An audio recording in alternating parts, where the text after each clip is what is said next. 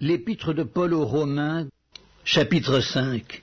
Étant donc justifiés par la foi, nous avons la paix avec Dieu par notre Seigneur Jésus-Christ, à qui nous devons d'avoir eu par la foi accès à cette grâce, dans laquelle nous demeurons fermes, et nous nous glorifions dans l'espérance de la gloire de Dieu.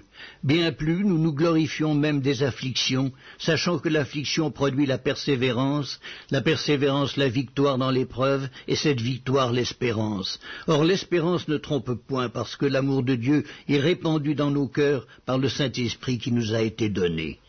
Car lorsque nous étions encore sans force, Christ au temps marqué est mort pour des impies.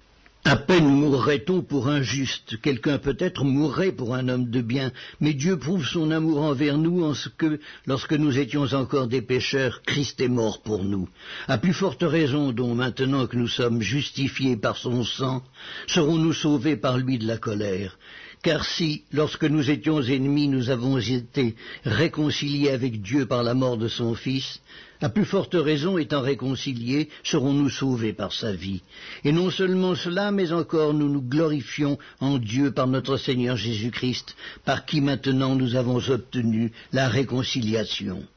C'est pourquoi par un seul homme le péché est entré dans le monde, et par le péché la mort, et qu'ainsi la mort s'est étendue sur tous les hommes parce que tous ont péché, car jusqu'à la loi le péché était dans le monde. Or le péché n'est pas imputé quand il n'y a point de loi. Cependant la mort a régné depuis Adam jusqu'à Moïse, même sur ceux qui n'avaient pas péché, par une transgression semblable à celle d'Adam, lequel est la figure de celui qui devait venir. Mais il n'en est pas du don gratuit comme de l'offense, car si par l'offense d'un seul il en est beaucoup qui sont morts, à plus forte raison la grâce de Dieu et le don de la grâce venant d'un seul homme, Jésus-Christ, ont-ils été abondamment répandus sur beaucoup. Et il n'en est pas du don comme de ce qui est arrivé par un seul qui a péché, car c'est après une seule offense que le jugement est devenu condamnation, tandis que le don gratuit devient justification après plusieurs offenses. Si par l'offense d'un seul la mort a régné par lui seul, à plus forte raison ceux qui reçoivent l'abondance de la grâce et du don de la justice régneront-ils dans la vie par Jésus-Christ lui seul. Ainsi donc, comme par une seule offense la condamnation a atteint tous les hommes, de même par un seul acte de justice, la justification qui donne la vie s'étend à tous les hommes.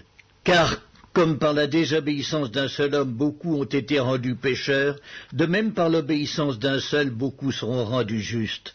Or la loi est intervenue pour que l'offense abondât, mais là où le péché a abondé, la grâce a surabondé, afin que, comme le péché a régné par la mort, ainsi la grâce régna par la justice pour la vie éternelle, par Jésus-Christ notre Seigneur.